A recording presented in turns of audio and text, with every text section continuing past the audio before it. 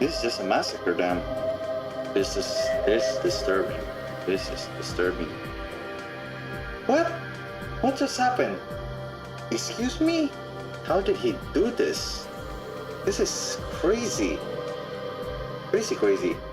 Hello friends, today we're going to go back to the darks.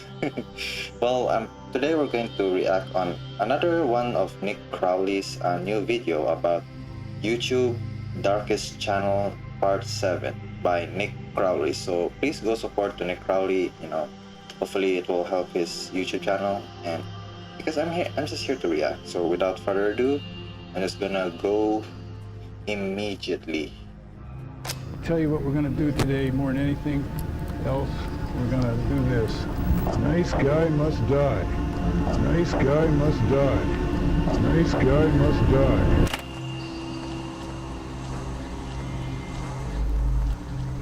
This is my house from the street. Here is my car. This is a 2-bedroom brick ranch, conveniently located. Also friends, I just have to remind you that this video does contain some kind of, like extremely very dark stuff like murder, killing, taking advantage of by other people, you know what I mean? So I really try to warn you from these type of videos, so it's okay to click off from this video if it really feels uncomfortable and those type of traumatic topics, or especially dark topics. So also don't forget to like and subscribe to my channel, so hopefully this will help me from moving forward and creating more types of content like this. It's the final day of February 2008. A 47-year-old man living in Pittsburgh, Pennsylvania named George Sedini publishes his very first video to YouTube under the channel MOS B46 Damn, his face is very scary. Damn. PGH. I paid $79,000 for this in 1996. That's considered a lot, believe it or not. The upload, titled How George Pittsburgh Lives, was almost like an old-school house tour of sorts, as George proudly displays the outside of his home, before then doing the same inside. Open it up. Oh, someone left it unlocked. That's not good. Inside, okay. Pan to the other side. Seemingly making a point of mentioning every minute feature in the otherwise dim and empty home. Here's my big screen TV. It's my computer, couch and chair, they match. Dining room set, shoebox full of old pictures. To anyone who may have Man, in this type of dark videos, it's gonna get very, very bad when these type of videos are extremely very normal at beginning, and it's like ugh, in the middle part or even in the end. Anyone who may have stumbled upon this strange video or Sedini's channel in general back in 2008, it would likely come off as entirely uninteresting and far from anything disturbing. However, to those who find it today, this couldn't be more different, as the account carries with it a layer of disturbing context due to the events that transpired after this first video was published. Events that have since transformed the MOS B46 PGH page into one of YouTube's darkest channels. Please meet every woman's Do dream. something so she remembers your name. Keep your mate with you. Make sure he's someone you can trust. Be careful, is all I can say. I'm gonna post this and see what comes back. This is an ad, isn't it? I'm sure most of you guys, I knew it. It's an ad. I'll try to skip the ad for the people out there. Sorry, Nick. But please support Nick Crowley from his video, man. I'll link the video below in the description of this video, so you can see the original video. So I'm just trying to skip this because, unfortunately I don't want to get copyright from the ads. Is this okay? Little hallway, 2 bedrooms. 2 bedrooms. To the right is my bedroom. Without any context, it's hard to know what the purpose of George Sedini's first video was, if it even had one at all. The entire thing just felt so random. But within the footage itself was one clue that hints at the fact that George actually had a very specific reason for uploading this, with that clue coming in the form of a book on his coffee table. Okay, come over here. There's some reading material that we're all familiar with. It was called How to Date Young Women for Men Over 35, which was about as creepy as it sounded. My first guest today is a 51-year-old bachelor who says if you're a single woman over 30, you're a dating has-been. Please meet every woman's dream, Don Steele.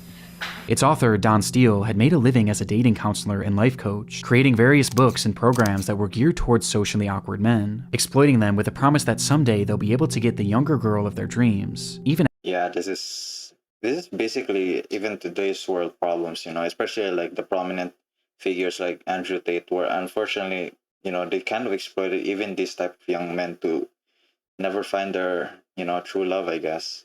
I don't know. I've never fallen in love, so I can't also add any type of advice for that. But I guess just be yourself, man. Like me right now, I guess. I'm not very rushed on finding a relationship. Their dreams, even after they reached middle adulthood, and all that they had to do was pay for his course, pay for the book, and dedicate themselves to becoming more desirable. And George Sedini was the perfect target. Despite having a successful career as a systems analyst at a law firm, he struggled to maintain any relationships with the women that he met. It had been well over a decade since he last had a girlfriend, and despite desperately wanting one, George just seemed to lack the ability to connect with women on any level, even as just friends. And as his isolation began to grow, so too did his obsession with finding a girlfriend. George had nearly given up these pursuits too, until he was introduced to Don Steele's course, viewing the program as his last real shot at human connection, obsessively reading the book to the point that he was supposedly able to recite passages by memory alone. On top of this, he would also attend many of this supposed guru's in-person seminars, with some of his visits even being captured on camera and later posted onto Don Steele's YouTube channel.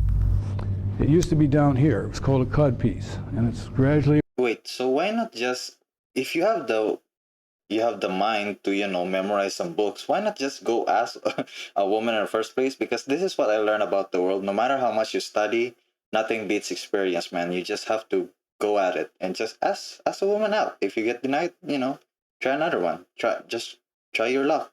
Maybe someone will love you at least, I guess. Gradually over the years moved up here. So it's read like an erect you-know-what. And it was in these courses where George was subjected to all sorts of bizarre and unsettling ideology. Turn around here, look at me, and I'm going to tell you what we're going to do today more than anything else. We're going to do this. Nice guy must die. But despite agreeing with this man wholeheartedly and following all of his work, George was still making very little progress, which was evident by the footage of him attending these seminars, as he appears incredibly nervous and kept mainly to himself.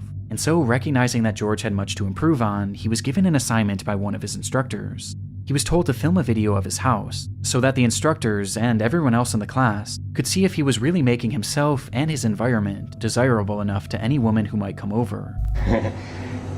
Okay, couch and chair, they match. The woman will really be impressed. Knowing this, the footage feels so much lonelier, as it was almost like he was trying to sell his way of living as being good enough for a partner that he was really no closer to finding. There's something so depressing about it. And this wasn't his only video. Damn. I guess we all, man, unfortunately have this type of, loneliness. Even I kind of feel like I will never find love truly in the world. So to me, it's like, I might as well just live my own life and, just see where life will go. Maybe someone else out there is gonna, I guess when the stars align. But I don't believe in stars. I don't believe in destiny. But love will eventually find my way, I guess. Or might never, I might die alone. But I can live with that. But I do just treasure friendships. That's what I really value for than relationships. Relationships really just takes much of a hassle and kind of take a lot of work.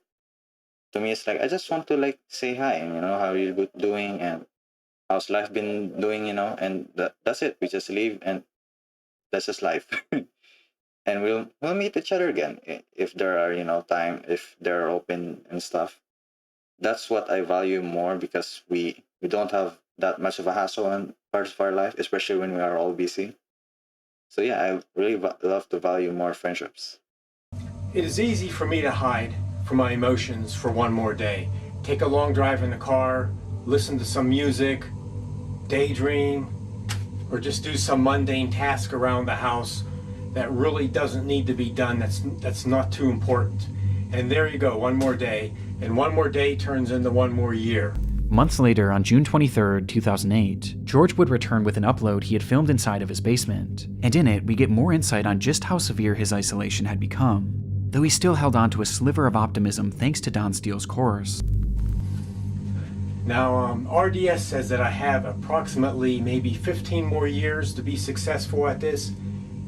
And when I heard that, I wanted to continue immediately to start moving on this. I didn't realize I had that much time. So my objective is to be real and to learn to be emotional and to be able to emotionally connect with people. Before he eventually reverts back to talking about his uncanny desire to find a younger woman. Because when I'm 10 to 20 years older than she is, she has to feel good about this thing. Ending the video with hints of an uncertain future. I'm going to post this and see what comes back. He would never upload again. And soon after, it appears George gave up trying, essentially accepting his life of loneliness. But while this would be the last video made to his channel, he wouldn't leave the internet entirely. Soon after this final video was posted, a website was launched called GeorgeSedini.com, which served as a place for George to blog about his emotions. And while something like this could have been beneficial for him, this website would instead only serve to capture his descent into madness. An immediate red flag was raised by the very first text you see on the website, as George wrote, "Why do this? To young girls? Just read below. I kept a running log that includes my thoughts and actions after I saw this project was going to drag on," with the line serving as some sort of bizarre disclaimer, though with no other context. George's entries began. December 22nd, 2008. Time is moving along. Plan to have this done already. I will just keep a running log here as time passes. Many of the young girls here look so beautiful as to not be human. Very edible. After joining this gym, started lifting weights and like it. This early post encapsulates what this blog would be focused on, young women he would see throughout the day, his time at the gym, and his plan.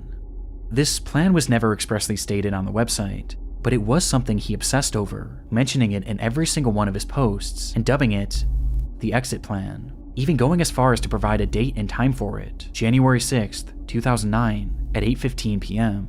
Before this day would come, however, he would provide further insight into just how lonely he was. Moving into Christmas again. Last Christmas with Pam was in 1983. Who knows why? I'm not ugly or too weird. No sex since January 1990 either. I was 29. No shit. Over 18 years ago. I actually look good. I dress good. I'm clean shaven. Bathe. Touch of cologne. Yet 30 million women reject me. Over an 18 or 25 year period. That's how I see it. 30 million is my rough guesstimate of how many desirable single women there are. With several other posts of the same nature. I'm pretty sure because of these type of posts, no wonder women don't like you, man. This is just weird. I'm pretty sure women are actually very smart. Like, they can actually tell whenever someone is off, and they try to distance themselves away from those type of, people. So people can smart. They have something that they feel from inside that know that this guy is not it. It's not it. The day eventually came for his big exit plan, January 6th, with George writing one message that afternoon. I can do this. This log is not detailed. It is only for confidence to do this. The future holds even less than what I have today. It is 6:40 p.m., about an hour and a half to go. God have mercy. I wish life could have been better for all, and the crazy world can somehow run smoother. I wish I had answers. Bye. And that's extremely depressing, man. Despite this appearing to be his final post, George Sedini wasn't quite finished, as he would come back only hours later, writing simply, "It's 8:45 p.m. I chickened out. Shit. I brought the loaded guns, everything." Whatever George Sedini... Loaded guns. That's not good. That's not good at all. Oh man, what is he planning? It's weird. He had been planning that day. It was clear that his exit plan was something incredibly disturbing, and based on his use of guns, plural, it was likely not just an exit plan for himself. But thankfully, he didn't go through with it. In fact, he seemed to have dropped the plan entirely, as months would go by without any update to his blog. Though this wouldn't last, as in April of 2009, he began posting yet again, with these entries being even more disturbing. July 23rd, 2009. Wow, I just looked out my front window and saw a beautiful college-age girl leave Bob's house, across the street. I guess he got a good lay today. College girls are hoes. I masturbate, frequently. He is about 45 years old. She was long-haired, hot little hottie with a beautiful bod. I masturbate, frequently. The strangest part of this entire website was... That is disgusting. That is disgusting, man. It's getting weirder.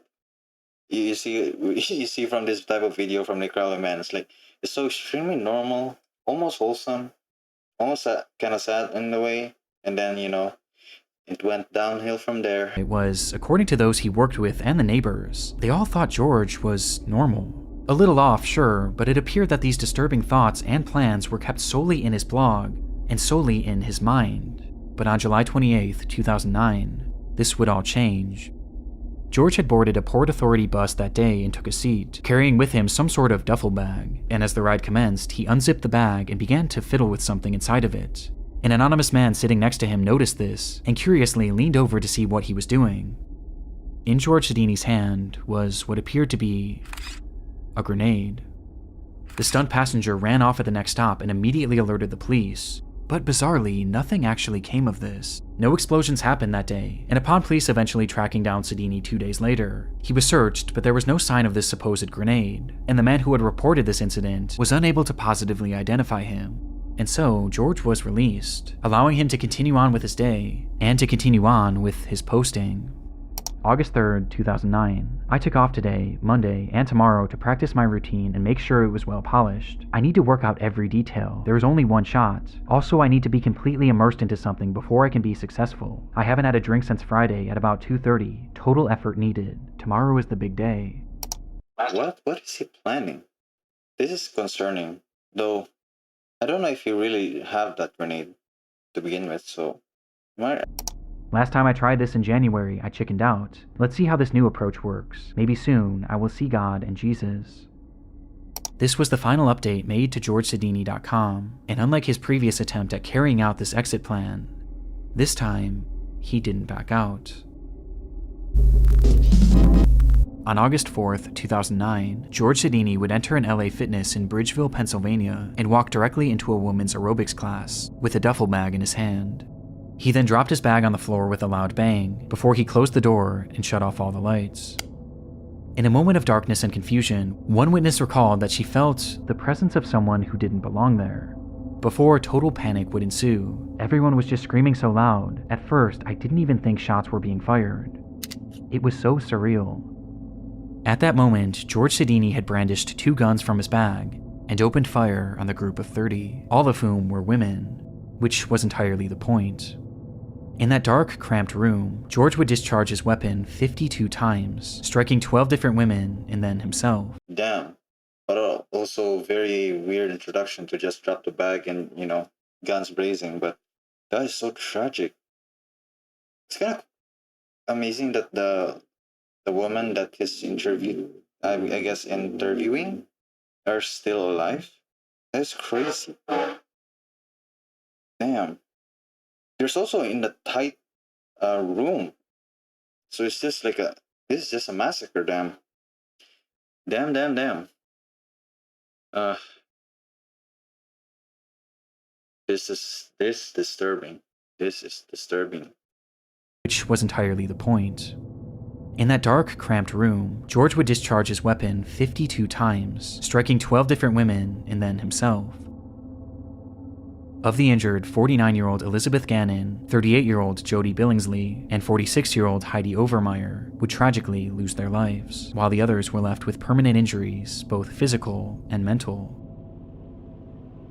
It wasn't hard to find a motive. George had spelled it out right there in his blog. He desired women so much that his inability to ever gain a real connection with any of them turned his infatuation into pure hatred. Yeah, it's kind of weird, like how that always flip when it comes to these type of people. Like whenever there's like, oh man, I'm so in love, and then if they don't get that love, they turn into hatred. It kind of flipped to the opposite type of emotion, which is kind of very interesting psychology from that. And this is how he wanted to make them pay. And the ironic part is that this was all so avoidable, as these plans were heavily implied on his website, which had been publicly available online for roughly an entire year, yet no one cared enough about him to ever look. It is easy for me to hide from my emotions for one more day.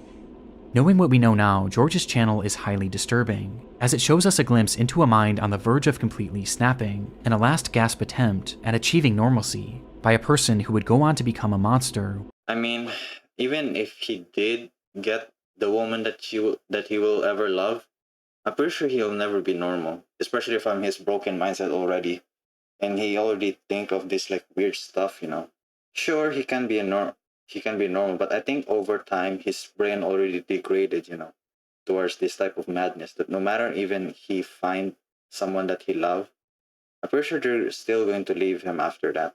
So I think nothing will, I guess, change.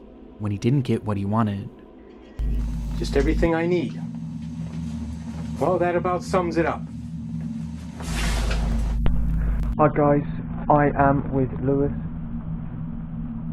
Just having a little drink. Chapter 2, Displaced. Or Mark Williams Displaced. always dreamed of being a YouTuber. He had grown up watching parkour content on the site, becoming attached to both its many talented creators and the hobby itself, eventually becoming so inspired by it that he launched his own channel in 2019, at the age of just 15, with Mark hoping that someday this channel would make that dream of his come true. The page went by many names over the years, but eventually Mark would settle on the moniker Displace, and depending on who you ask, his videos were either extremely impressive or extremely irresponsible. They showed scenes of Mark high atop buildings, jumping rooftop to rooftop, climbing on massive abandoned cranes, and fleeing from security guards and the cops on more than a few occasions. Police are on the way already now. Yeah, they'll catch me then, won't they? Often seen with him was his younger brother, who he had grown incredibly close with, which was due in part to the fact that Mark was somewhat of a loner and didn't have many friends in his own personal life. Though according to his mother, There's a common theme from this video, loneliness. Though according to his mother, this wasn't necessarily by choice, as she explained that he did desperately want friendship, and he was incredibly caring, he just had a habit of making the wrong friends, describing Mark as trusting to a fault. Mark's longing for camaraderie became especially apparent not long after the launch of Displace, as his brother slowly began appearing less and less in his videos, forcing him to do these free runs by himself, which he implied was something he didn't enjoy nearly as much. My brother, who was part of the channel, Ben, he's not now. I don't think he's coming back at all. He ditched me, leaving me by myself, and I've got a problem with talking to myself as well. This, coupled with the fact that he was dealing with the tribulations of growing up, led to his uploads on the channel becoming more and more sporadic, as he would often go dark for a few months, only to return with the promise of more consistent uploads. Alright guys, don't know if you can see me or not, but I promise you Displace is coming back. I always enjoyed this type of parkour in the past, but man, it kind of gave me anxiety. Like, oh man, someday, man, you're gonna fall. It's kind of very... That often never came. It was clear that he still longed to be a YouTuber, he just needed some sort of a spark. And sure enough, at the end of 2020, he would find one right in his own comment section. In a since-deleted video, Mark would receive a comment from a man named Lewis Ashdown, who explained that he was a big fan of Mark's content and that he would love to join him in an upcoming video, as they both just so happened to live in Uckfield. It was exactly what Mark had been needing, a friend. And not only a friend, but a friend he could make videos with. And so that's exactly what he would do. Hi guys, I'm back here with Lewis. And we're going to do the water treatment facility in Uckfield on the industrial estate. See you in a sec, guys. From their first meeting on, Lewis became a core part of the Displaced channel, leading to the two growing closer by the day, with Mark speaking about this bond on a live stream in March of 2021. If you're going exploring at an abandoned pub, yeah, keep your mate with you, make sure he's someone you can trust, you know, and be careful is all I can say.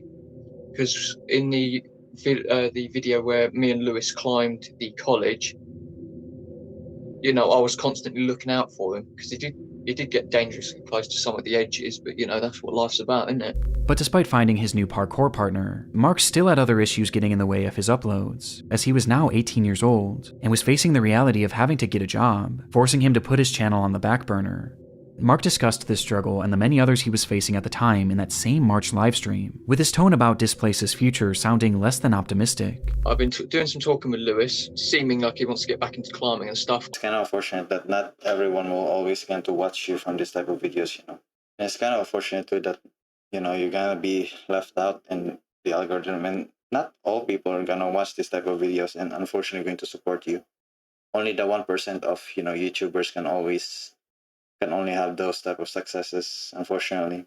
It is a struggle, of course, in real life to especially like maintain a YouTube channel to begin with. But for me, it's like I'm just planning this YouTube thing in the future, you know, to hopefully grow it in the long run, or I kind of like an established point for my YouTube stuff, and that's why I'm kind of doing it a little bit early today, like since I am still 20 years old, so that I am hoping that I will grow this in the future and see where it will go. Hopefully, you're into this right, so I really truly appreciate if you just watched this video, and this is what I always like enjoy in YouTube, man. Like seeing the other people from the other end and how how their stories interact. I really wish for this place to the best, man. Like I wish nothing dark will happen, but what can I expect from watching the darkest channels here on YouTube from Nick Crowley? So dark things will come from this. And stuff. I haven't actually done it since Christmas, and I've got a bad back. It's been getting worse and worse lately. Don't know why. I need to go to the hospital and have myself checked out. I am not sure where my channel is going to go. I don't know if I'm going to keep doing these videos. I don't know if I'm going to be doing different videos, or whether I'm going to stop completely. But unlike other times when he had gotten down on his channel, this time he wasn't alone, and his friend Lewis was there to have his back as he pushed Mark to continue his work, even showing up in the comments of this livestream under the name Moral Unknown, where he went as far as to offer up a potential location that they could film their next video in order to get Mark re-inspired. We'll do Buxted Hotel first video back? And sure enough, just days later, the two would arrive at Buxted Hotel to begin filming yet another video. Hi guys, I am with Lewis. Just having a little drink. This would be their last on the Displaced channel, as not even 2 months after it was uploaded, both Mark Williams and Lewis Ashdown would vanish without a trace. It was the waning hours of Saturday, May 29th, 2021. Mark met Lewis at the Maresfield Recreation Ground to have a few drinks and discuss their next potential video. Though once there, it was the drinks that took priority, and very quickly Mark had become intoxicated, leading to him calling his house to tell his aunt, who he had been living with, that he would be heading back now. On the call, his aunt could tell that he was drunk, but Lewis chimed in to assure her not to worry, telling her, "I'll get him home safe," which made his aunt feel slightly better. After all, it was only a short few-minute walk back to the house anyway. Instead, 12 hours would pass, and Mark still hadn't made it back, while Lewis himself also failed to arrive home. At some point during their short walk back, both boys had disappeared. They were reported as missing the very next morning, and the area they were last in was combed thoroughly, though very little was uncovered. Around them had been large pockets of forest and murky bodies of water, leading to some questioning if perhaps the boys had gotten lost, or even had fallen into the water. Though regardless of the theories, as a full 24 hours passed, many began to fear the worst, until something strange happened. Reports began pouring in from witnesses claiming to have seen Lewis.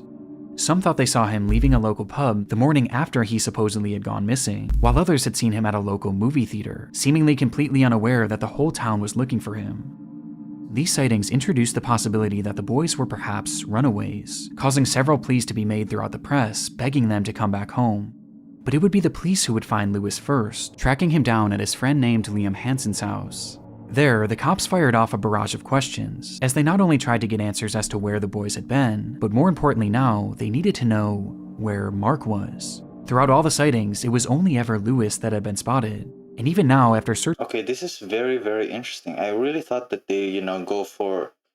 I kind of expected they're going to parkour while drunk, and then, they kind of disappear, so I wonder what happened. It's actually kind of a very cool twist. Searching this friend's home, Mark wasn't there either. So where had Mark Williams gone? Well, Lewis himself offered very little, outright refusing to speak on the boys' whereabouts. But his friend Liam wasn't so quiet, as when he was questioned separately, he claimed to know exactly what had happened on the night of May 29th, 2021, the day in which both boys had disappeared. And he knew because Lewis had told him. According to the boy, the night that Lewis and Mark had met at the park, Lewis poured a cocktail for his friend, and then another, and then another, each one stronger than the last, causing Mark to become drunk almost immediately. Realizing he was drinking too much, Mark told Lewis that he had enough, but Lewis persisted, outright demanding that he keep drinking, leading to Mark begging Lewis to let him stop. At one point, Mark's pleas finally caused Lewis to back off, as the boy instead agreed to make him a non-alcoholic drink, only for him to fill the cup with even more liquor when Mark wasn't looking. By 11:30, Mark could barely stand, prompting him to make that phone call to his aunt, letting her know that he would be back soon. Meanwhile, Lewis had been so preoccupied with getting his friend drunk that he was still fairly sober at this point, and in his sober state, he promised Mark's aunt that he would get him home safe. Seconds after that phone call ended, Mark hunched over to vomit, which is precisely when Lewis pulled a large kitchen knife from his pocket and plunged it directly into Mark's back.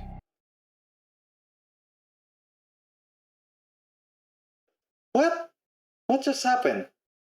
I thought it was just normal. What? Huh? What? Excuse me?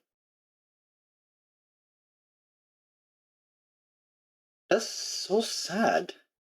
Man, he has some lot of dreams. He want to be a parkour, he want to be a YouTuber, want to grow to his YouTube, and they even became friends. How did he do this? Why? What? This is crazy. Crazy, crazy. Goddamn. Okay, let's see his motive. What happened? Mark stumbled and asked Lewis to call him an ambulance, being unable to comprehend what had just happened. To which Lewis responded by laughing, before doing it again, and again, and again. This is what Lewis had told Liam in the days after the alleged attack, but as Liam recounted the story to the police, he made it clear that this wasn't just a tall tale, as he had actually seen it for himself. When Lewis had told him the story, he pulled out his phone and put it up to Liam's face, revealing that he had filmed the entire ordeal. And sure enough, when police searched Lewis's devices, they would find that footage, though it was far worse than they ever could have imagined. On Lewis Ashdown's cell phone were 7 total videos depicting the attack, with the footage spanning nearly an hour in total, during which Mark had been stabbed 107 times, on top of having a number of other sadistic things done to him.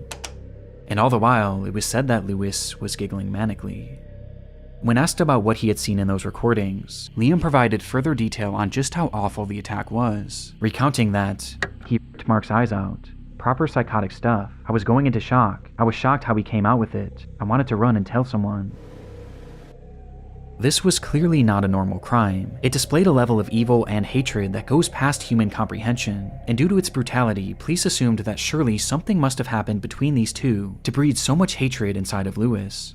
But according to Lewis, this wasn't actually the case. Instead, he stated that he had simply found Mark to be annoying, and that he had been wanting to kill him for some time because of this, and had just been waiting for the right moment. Plus, he always wanted to know what it was like to kill someone. And that was it. That was his entire motive. That's it? Damn, this person is psychotic. Some people just breed different like this, man. Or not people, monsters. Yes, monsters. Monsters are breed different. But, damn, he was perfectly normal person. He has aspiration, he has dreams, he has broken dreams. But he was really inspired to do something, and very passionate, actually. God damn. It's really painful, man, to see, like, man, getting betrayed. Betrayal is just a painful thing to do, painful to experience, man. Man, what's the way he's doing it was so bad, and it was even like extremely sadistic too. In the way that he tried to even like stab him 107 times, that is crazy. I'm pretty sure he has very extreme hatred towards him to let that happen, or possibly, I don't know, he's just really just a different guy, I guess. Or not a different guy. He's probably just, fucked up in the mind. We'll see. Lewis Ashdown would be arrested the day he was found and later sentenced to life in prison, with parole eligibility in 25 years, while Mark's body was found dumped in a nearby body of water and eventually given a proper burial. Hi guys, I'm back here with Lewis, and we're going to do the water treatment facility. With this context, Mark's channel is utterly devastating. All he wanted was a friend to film videos with.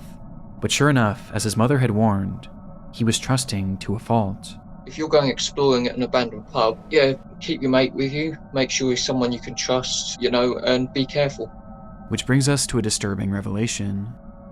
Just months before he would kill Mark, Lewis was the one that encouraged him to get back out there and film with him, and based on his testimony that he had been wanting to kill Mark for a long time, it makes it very clear that he was doing this not to be a good friend, but to get Mark alone in an isolated spot so that he could carry out his plan. And adding more weight to this theory, when they visited the Buxted Hotel, which Lewis himself had suggested during the livestream, Mark was uncharacteristically drunk. Hi guys, I am with Lewis. Just having a little drink. Okay, so we'll smash this after we smash these. Which was never really part of his channel before that upload. And Lewis was uncharacteristically nervous. We're going to do a couple more bangers. Can't tell you what they are in case anyone's watching that shouldn't be watching. It's kind of unfortunate that a majority of people who are alone are very more trusting because, you know, you never find a truly friend. And once they found a friend, those type of friends are bad influence, man. Who's watching? Well, no, I mean watching the videos. Because I know that the police do watch my channel sometimes. Paranoid even of being caught by the cops, despite being totally unfazed in previous videos, where in some he was literally being chased by security guards. And coincidentally, by the end of this video, we get an indication as to why Lewis was so nervous.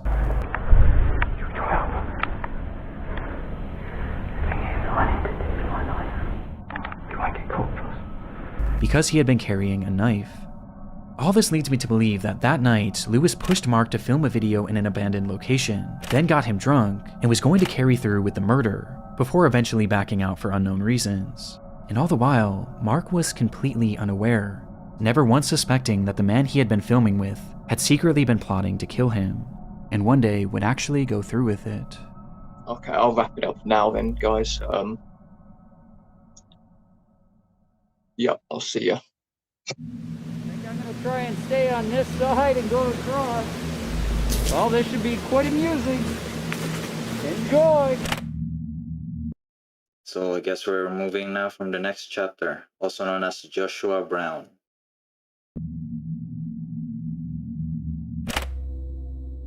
Joshua Brown started his YouTube channel back in 2010, a time when many individuals, including himself, used the site to upload random videos offering momentary glimpses into their lives. Joshua was in his mid-30s at the time and had recently finished serving in the Navy, before eventually settling down in Canton, Ohio, where he focused on his many passions. He loved driving, he loved technology, and he loved a little bit of danger. And soon, he became infatuated with a product that was essentially the sum of all three.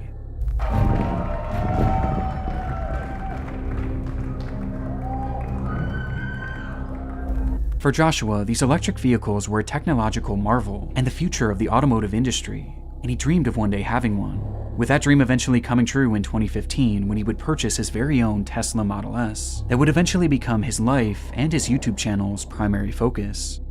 He began uploading videos of his new car immediately, but rather than these focusing on the vehicle itself, it was its most controversial feature that interested him the most: autopilot.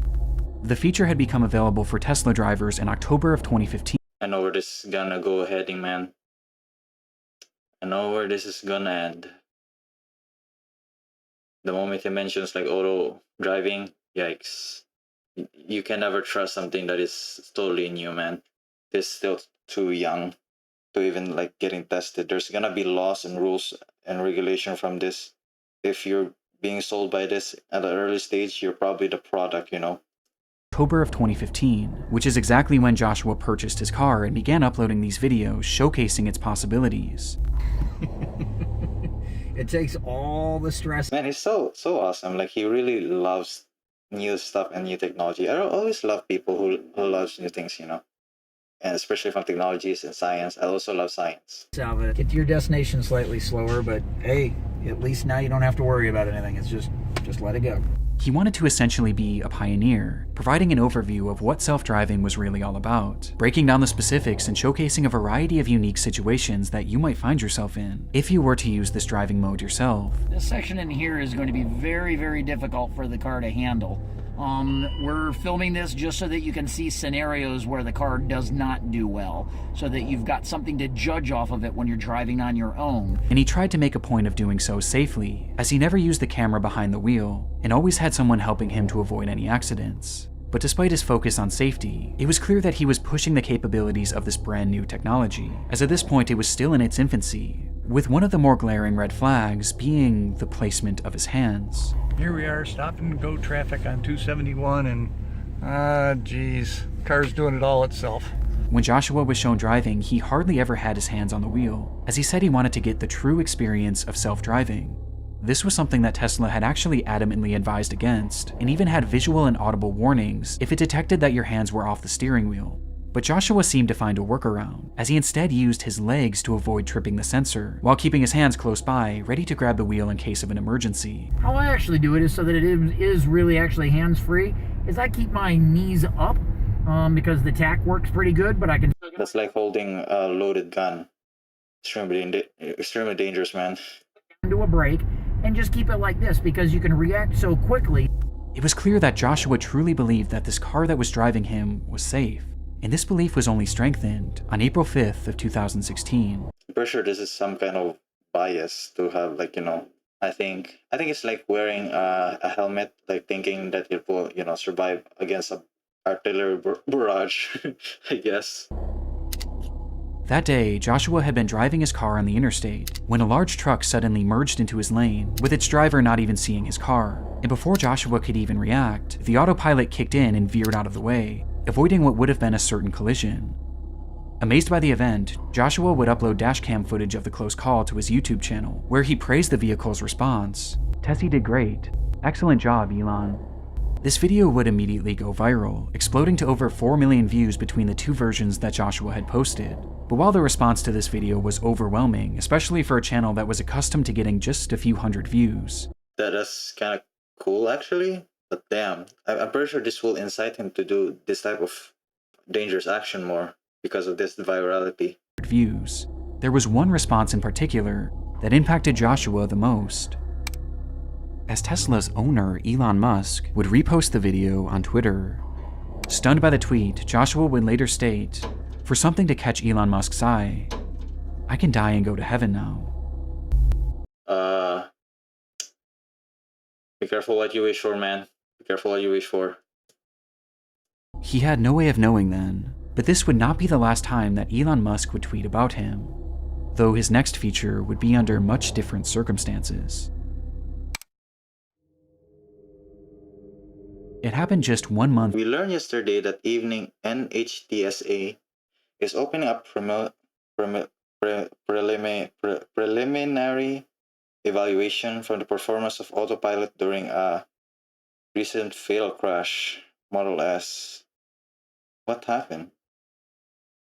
Just 1 month after Joshua Brown's video had gone viral, he was driving on Highway 20. Oh my god, yeah, I knew it. I thought it was like another person. I expected it's not Joshua, but damn. 7 on a clear sunny day at approximately 4 p.m. With open road ahead, Joshua turned on his trusted autopilot, and it stayed in autopilot mode for over half an hour, as at this point, his trust in the car was higher than ever, causing Joshua to seemingly lose focus on the road, as he was quickly coming up on an intersection where a massive 18-wheeler had been turning left, blocking Joshua's entire lane. Joshua was seemingly so unfocused that he didn't even notice it. Even stranger, the car itself didn't detect this either, despite the entire trailer being horizontal in their lane. This was due to its pure white body, as the sun was shining so brightly against it that, for whatever reason, it became invisible to the... So, that is so interesting. That's an extremely interesting flaw.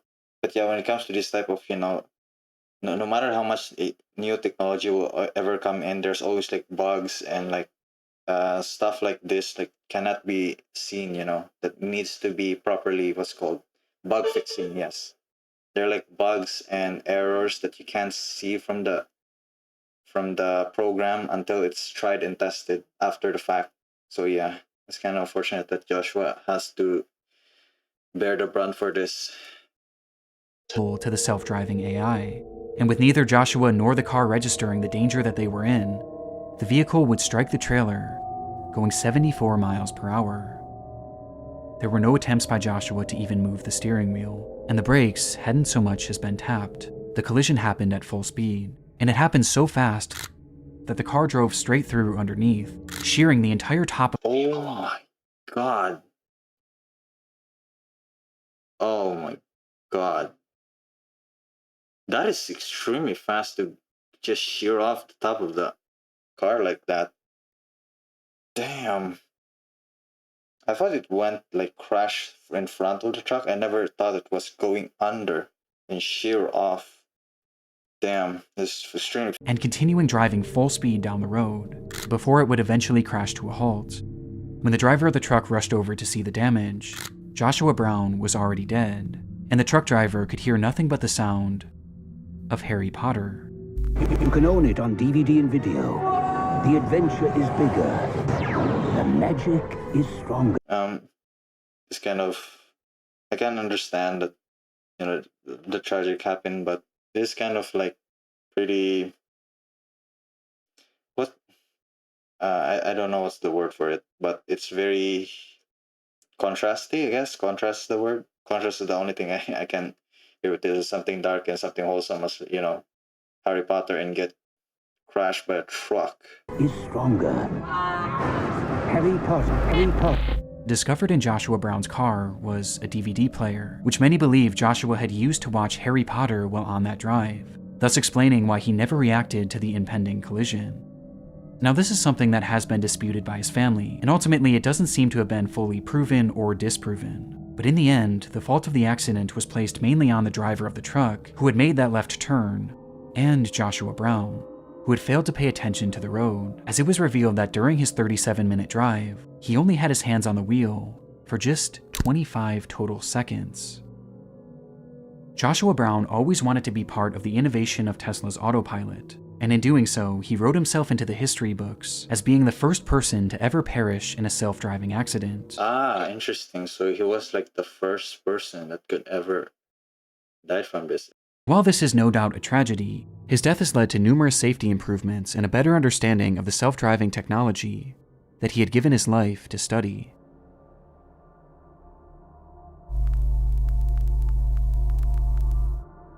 I just wanted to hop on here at the end and give a quick shout out to my friend's new podcast called Redacted: Declassified Mysteries with Luke Lamanna. Interesting. That's a new podcast that they have.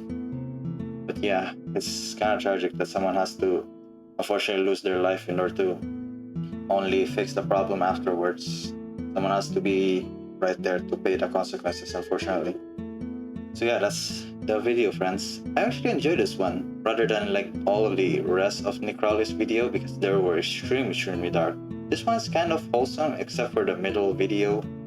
Well, both of the first two video, but the last one was actually kind of very, there's a wholesome note to end from the video, so that was very interesting. So yes, thank you friends for still watching this video, and I really don't know what else to say, man. Like, I guess like and subscribe this video. Well, it's okay if you don't. I guess what I love really from this type of reaction is like I try to, I guess, have some thoughts in the end of the video, even though nobody watch almost in the end of the video. But I guess there's like a little bit of, you know, pieces to, I guess some people still listen. It's like a podcast almost. Like a chill podcast after a reaction video, I guess. To hopefully like grow the time even more. I don't know. I guess I have something to say, I guess, after the end of this video, is that like I'm slowly like growing this YouTube channel, and in the past starting for this year, I guess. And I'm really just trying to aspire to hopefully grow this channel in the future, to hopefully, like, you know, find myself out there in life. But well, we'll see. Wherever the wind blows. But yeah, friends, I guess that's where we're going to end for today. And thank you for still listening even in this end of the video, man. And you know, yeah. Good evening, friends.